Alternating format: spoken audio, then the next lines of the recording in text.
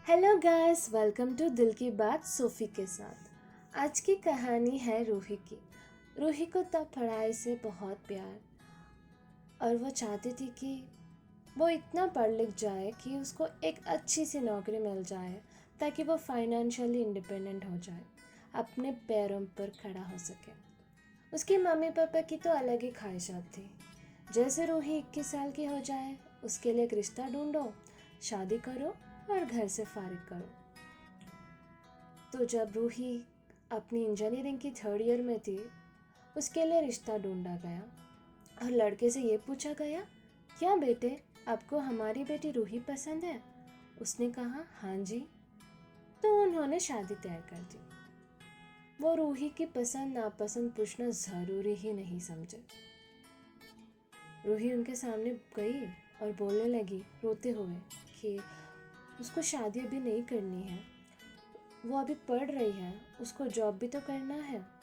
उसके mummy papa ये बोलने लगे कि जहाँ पे तुम्हारा रिश्ता तय हुआ है वो लड़का पढ़ा लिखा भी है और वेल सेटल्ड भी है, तुम्हें जॉब करने की कोई ज़रूरत नहीं है क्योंकि पैसों की कोई कमी होगी नहीं। रूही ने कहा, सिर्फ बात पैसों की या पढ़ाई की जॉब की नहीं है, बात यह है कि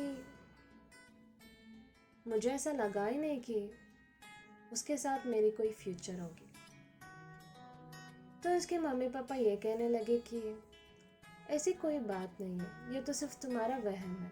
आजकल के बच्चे ना सोचते बहुत ज़्यादा है, चुपचाप शादी कर लो, तुम्हारी ज़िंदगी अच्छी हो जाएगी। तो अपनी मम्मी पापा के दबाव में आके और उनके तजुर्बे के बारे में शायद ही वो सही हो सकते, ये बात सोच के उसने शादी कर ली। शादी के बाद उसकी ज़िंदगी एकदम से उलट गई थी। उसका पति उसे सीधे मुंह बात ही नहीं करता था। अगर बात भी करता था तो कंप्लेंट्स को लेके या फिर उसको डांटने के लिए। वो बहुत कोशिश की कि उसका पति उससे खुश हो, उसको मोहब्बत दे, पर हो ही नहीं पा रहा था। एक तरफ वो पढ़ाई कर रही थी, दूसरी तरफ घर का काम और अपने पति का ध्यान रख रही थी। धीरे धीरे उसकी उम्मीद ख़त्म होने लगी थी। तब पता चला कि वो माँ बनने वाली है। उसके मम्मी पापा जो सब कुछ जानते हैं क्या हो रहा है उसके साथ शादी के बाद, कहने लगे कि अब बच्चा आने वाला है ना, एक बार बच्चा होने दो, तुम्हारा पति बदल जाएगा, तुम्हें वो मोहब्बत, वो इज्जत और हक देने लगेगा। तो रूही के दिल में वापस उम्मीद जगी कि हाँ, शायद बच्चे को देख के वो खुश हो जाए और उसके साथ नॉर्मल बिहेव करे। देखते देखते बच्चा हो गया था, लेकिन हालात नहीं बदले थे, ना ही उसका पति। पहले तो वो सिर्फ रूही को इग्नोर करता था, अब तो उसके साथ साथ उसकी बच्ची को भी इग्नोर करता था। उसको समझ में आ गया था कि वो ना ही उसे कभी एक्सेप्ट करेगा और ना ही उसके बच्चे को। उसके लिए ये बहुत मुश्किल था डाइजेस्ट करना कि उसका पति ना उसका परवाह करता है, ना उसकी अपनी खून अपनी औलाद को पसंद करता है। उसे अपने बच्चे के लिए एक पिता की ज़रूरत थी, ना ही कि एक ऐसे पिता की जो सिर्फ कागज़ों में पिता बन के रहे और असल ज़िंदगी में नहीं। वो अपने बच्चे को गोद में लेके खिलाना पिलाना छोड़ो, उसकी तरफ देख के मुस्कुराता भी नहीं था। उसने डिसाइड कर लिया था, बात सिर्फ उसकी होती तो वो झेल लेती, लेकिन अब बच्चे की है। वो नहीं चाहती कि उसके बच्चे का बाप इस तरीके का इंसान हो। उसने डिसाइड कर लिया कि वो अपने पति को छोड़ देगी। जब वो अपने मम्मी पापा के पास गई थी, एज एक्सपेक्टेड था उसके लिए कि वो ना ही बोलेंगे। बस वो ये भी बोले कि अगर तुमने तलाक ली तो हमारे घर तो नहीं आना, तुम्हारी शादी की है तो वहाँ से सिर्फ तुम्हारा जनाजा ही उठेगा, तुम शादी तोड़ने के बारे में सोचना भी मत। तो रूही को दो बातें क्लियर हो चुकी हैं, उसको अपने पति को छोड़ना भी है और उसको अपने मम्मी पापा से सहारा ढूंढना भी नहीं है। तो वो पढ़ाई पे कंसंट्रेट करने लगी, इतने अच्छे नंबर से पास हुई कि उसको एक अच्छी सी मल्टीनेशनल कंपनी में अच्छी सैलरी पे जॉब मिल गया था। वो 2-3 महीने जॉब करने लगी और पैसा जमा करने लगी। फिर एक दिन वो अपने मम्मी पापा के घर गई और बोली कि उसने डिसाइड कर लिया कि वो अपने पति को छोड़ देगी। उसके मम्मी पापा वही घिसी पिटी डायलॉग कहने लगे कि शादी तोड़ने के बारे में सोचना मत। अगर तुमने उस घर की दहलीज पार करके आई हो, ये मत सोचो कि इस घर के दरवाजे तुम्हारे लिए खुले होंगे। रूही ने कहा कि उसे सब कुछ पता है, वो उनसे कुछ एक्सपेक्ट नहीं कर रही है, वो बस इन्फॉर्मेशन देने आई है। अब उसके पास भगवान की कृपा से एक जॉब है, इतने पैसे तो है कि जिस पैसों के साथ वो अपने और अपने बच्चों के जो भी खर्चे होते हैं वो उठा सकती है।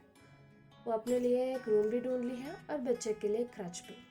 और ये बोलते हुए वो अपनी मम्मी पापा के घर से बाहर आने लगी। उसके आंखों में से आंसू टपकने लगे थे, लेकिन उसके चेहरे पे मुस्कुराहट भी तो था।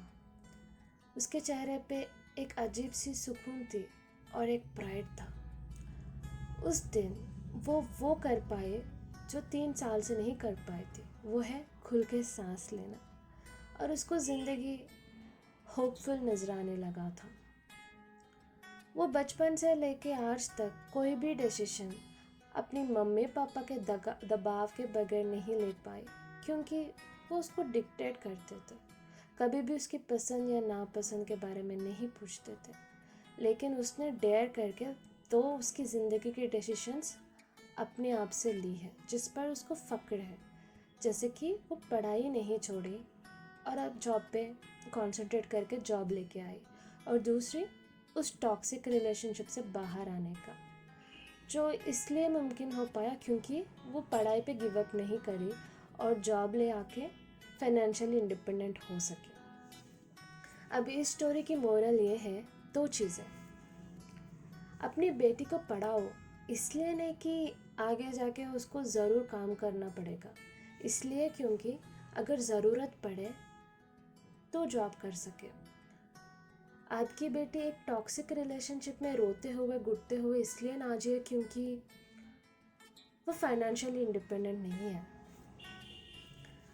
आप भले ही कितना भी सोच समझ कर एक वेल सेटल लड़के से शादी करें, शादियाँ ऐसी नहीं हो सकती हमेशा जैसे हम प्लान करते।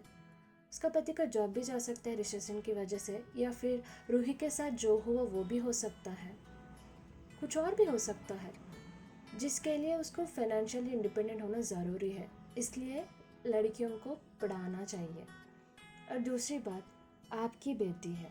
जब आप कोई स्ट्रेंजर से पूछोगे कि आपकी बेटी उनको पसंद आई या नहीं, आपको ये नहीं लगता कि आपकी बेटी की पसंद भी उतना ही इम्पोर्टेंट है, बल्कि बहुत ज़्यादा इम्पोर्टेंट है।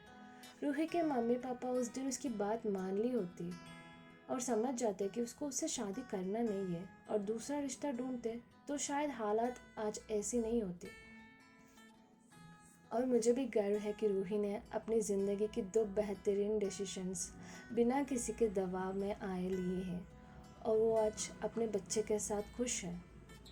उसके पास आज वो प्राइड है, वो सेल्फ रिस्पेक्ट है, जो उसको कभी अपनी मम्मी पापा या फिर अपने पति से नहीं मिला था। इसलिए पढ़ना लड़कियों के लिए भी उतनी ही ज़रूरी है जितना लड़कों के लिए, और शादी के लिए लड़कियों की कंसेंट उतना ही ज़रूरी है जितना एक लड़के का होता है। बस आज की एपिसोड यहीं पे ख़त्म होती। उम्मीद करती हूँ कि आपको ये एपिसोड पसंद आया होगा। फिर मिलते हैं।